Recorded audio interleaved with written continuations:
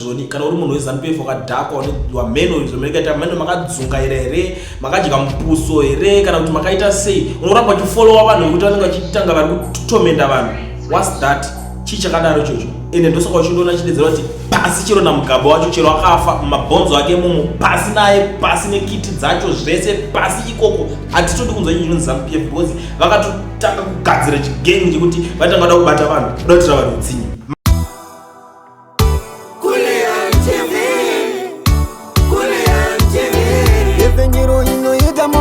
Zvamanga musingazive ndiyo inoita kuti mugoona zvamanga musati mambonzwa.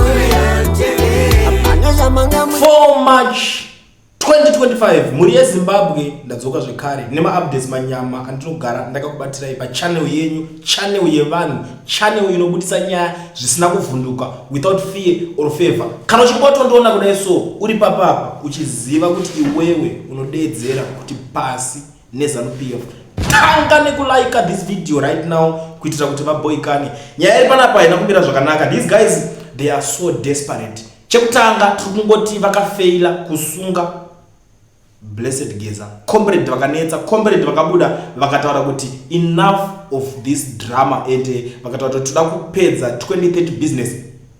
Tinozviziva kuti after that vakazopedzera shungu kumajournalist vakazongoa kuti Blessed Mhlanga atorwa asungwa. Zvinenge zvakuzongoitika wazvipere unotoshaura kuti chii chinenge chichiitika. Now ndokusangana nenyaya panapa iri kubuda mastreets pari kunzi speaking from an undisclosed location in an amateur video recording. The spokesperson for the group Nox Chilero stated, "Let me assure you that liberation signal from Geza is coming very soon as you appreciate this moment task because this is people's project, it's not an individual project. So you appreciate that we are planning against and what we are fighting against. We are fighting against a vicious enemy who has no respect for human beings." Comrade Geza was actually followed by 10 different units or assassins to shoot at first sight without the option of arrest and giving the reason that he resisted arrest. That's why we shot him. Ndo mashoko ari kubuda ari kubva nekuna vachivero vakomana 10 units. I don't know kuti vanenge vachinyatsoita sei. Iye ndiye hondo iri ari Geza. It's something chekuti it's unacceptable. Ndosaka muchiti inini mukandiona ndodedzera kuti zvoni kana uri munhu weZANU-PF wakadhakwa wameno zvomerekaita meno makadzungaira here makadya mupuso here kana kuti makaita sei unoramba uchifolowa vanhu vekuti vanenge vachitanga vari kutomenda vanhu. What's that? Chii chakadaro ichocho? Ende ndosaka uchindoona chidedzera kuti pasi chero namugaba wacho chero akafa mabhonzo ake mumo pasi naye pasi nekiti dzacho zvese pasi ikoko hatitodi kunzwa chinhu chinonzi ZANU-PF because vakatotanga kugadzira chigengi chekuti vatanga vada kubata vanhu vada kutira vanhu utsinye. Macitizens acho iko zvinezvi kungobuda demonstration yacho inorambidzwa. Chii chakadaro ichocho? Where are we going as a nation? Zvinhu zvakadaro ndozvinoita kuti tirambe tichitoita hasha zvinhu izvozvo. Iko zvinezvi Blessed Mhlanga akangotorwa akasungwa because of anga abudisa mavideo acomrade Blessed Geza. What's that? Chii chakadaro ichocho? Ndinge ndakatoshatirwa. Muri weZimbabwe, tell me what you think in comment section imomo. Mundudzwa kuti muri kuionawo sei nyaya iyoyi because ndakazoramba ndichitaura ndega munozoti inini ndiri kunyanya kupinda nemoyo.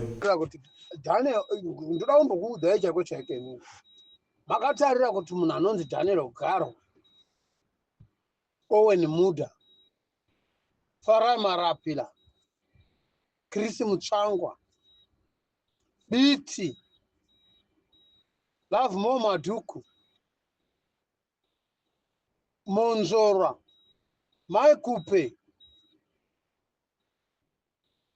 Chinomona mo amene uda unonzi model here kana kuti unonzi modgira kana kuti mobile.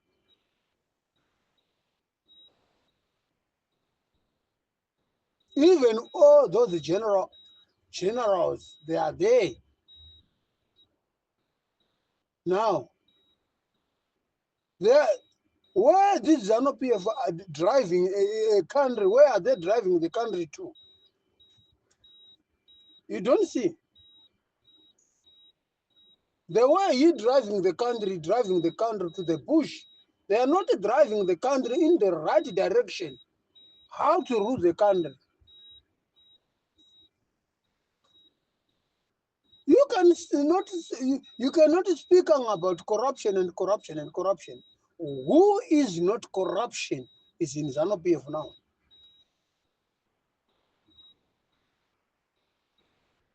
And that is nonsense.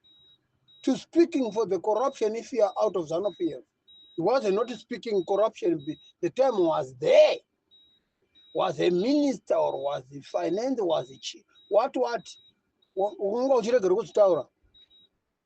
Muriko kuti zviuru handi maidya.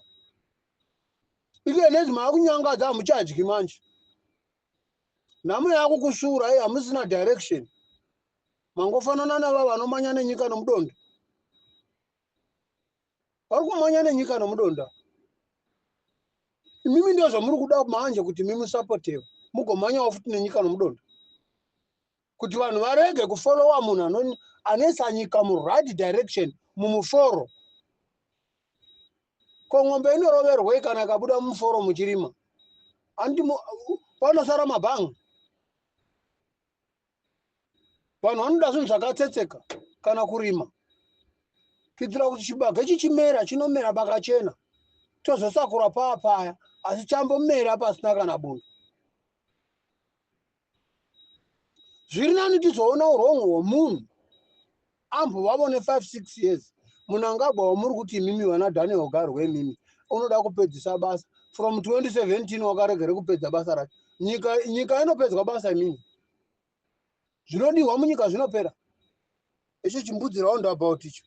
Chakukacha vanhu vachifa chichidina hachina kupera. How many years now?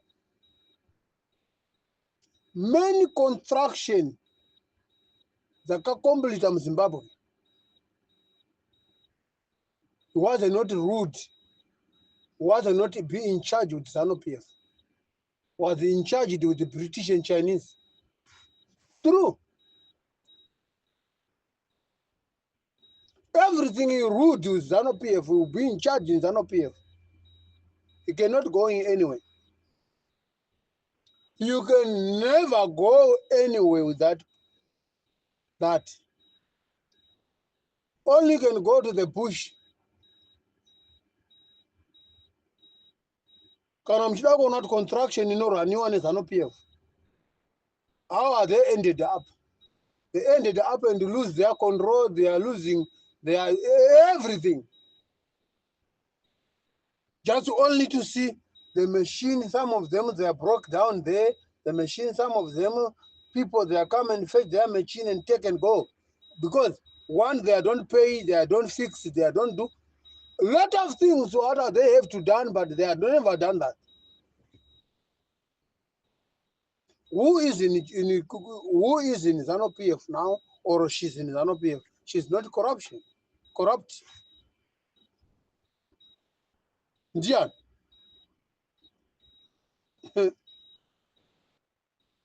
Ndian are in ZANU-PF. This one is not corrupt. This one don't have a blood hands. This one they don't have a tears of the people on his hands, on his life. Who? And she. Murima benzi chunichi. Chamakatanga ndakakudza ngati chunichi. Demakangogara mabloka munangagwa ari kulive chinhu chenyu chamatanga ichi. Mukati uyu anotaura zvinyadzi. Andimochiona chinhu chenyu chamukwa chaveri. Munomama